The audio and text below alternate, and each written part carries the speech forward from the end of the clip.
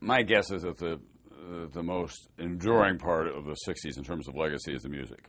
That world changed profoundly. Well, yeah. The artists had stories to tell, and they were able to tell them, and people responded to them, and the stories had messages. It was an unusual connection between the music and the times. And I mean, obviously you go back to the '60s, and there was a civil rights movement and the sexual revolution, and these are all things that have lasted, and it validated outsiders and their ideas. I believe that the gay issues, all our race issues, everything was brought into the mainstream through the '60s. That those are mainstream issues today, that every mainstream candidate has to get up and address either positively or negatively, is a result of passing through a moment when those people had to be recognized as full-fledged Americans, like you, like me, like everybody else. That is an essential legacy of what happened at that time, and it's still a deep, deep work in progress.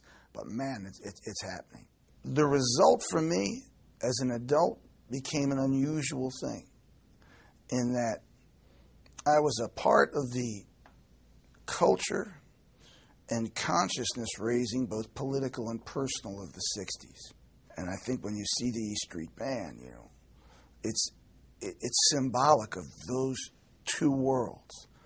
On one hand, we're conservative. We're a throwback to when the world felt like a sturdier place, and things lasted, and at the same time, we have the mixture of the '60s personal and political consciousness raising.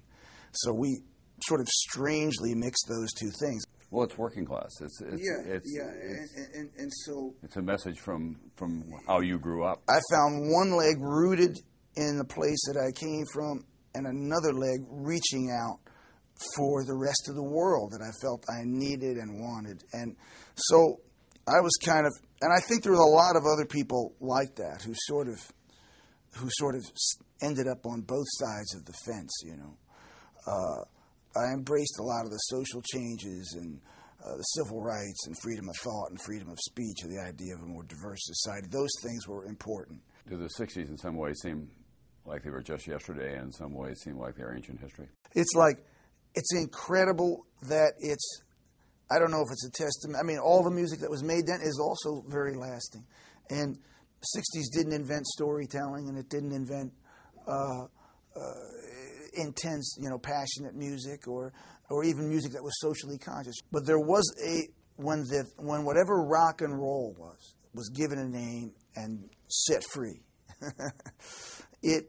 something did alter, and it has effect, I think, every layer of society and culture, and you deny it at your own peril.